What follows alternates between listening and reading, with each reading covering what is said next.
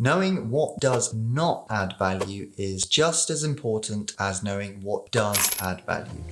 In this video, I want to talk about the 5 home improvements that do not add value.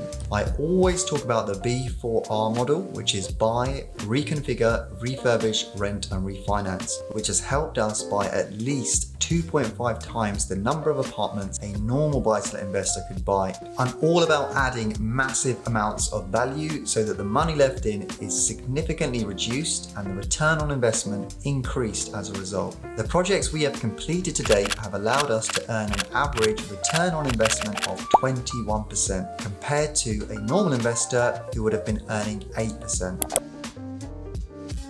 Open plan kitchen diner.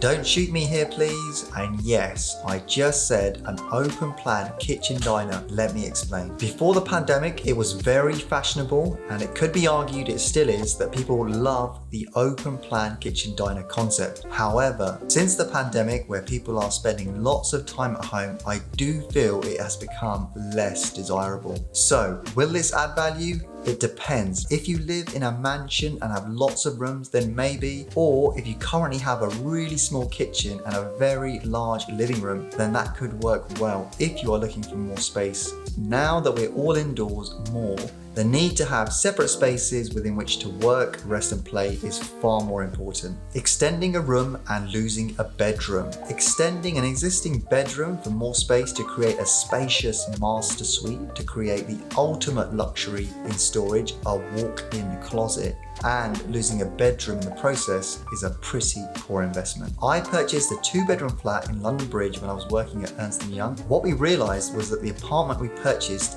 used to be a 3-bedroom apartment, but the owner decided she wanted a bigger bathroom by moving the kitchen into the bedroom and changing the kitchen into a big bathroom with a separate storage area. Anyway, the previous owner, although liked her new apartment, actually lost value by reducing the number of bedrooms. Installing a swimming pool. Believe it or not, these can be very expensive to install and maintain. And if you think about how often you are actually able to use them, the return on investment is not great. Unless you live in a mansion and have a huge garden, then yes, this will add value. I once went to see a property I wanted to buy. The entire back garden was a swimming pool, which had been covered in some plastic structure. The plastic, it just took up the entire garden. The majority of the back garden was taken up by this swimming pool. Landscaping a garden. Having your garden space professionally designed and landscaped can cost thousands. I remember when I was refurbishing my house, we had a quote for about £35,000 for the back and front garden. £35,000. I'm pretty sure it would have looked really nice. However, I've always been told that the return on investment is pretty low. Solar panels, new boilers, upgrading the wiring. Believe it or not, although these might help improve your carbon footprint, they usually don't add any significant value to your property. The value solar panels add also depends on whether you lease them or purchase the panels outright. Since the leased solar panels belong to the solar company and not the homeowner, they do not add value to your home. Purchased solar panels, on the other hand, may contribute to your home's value.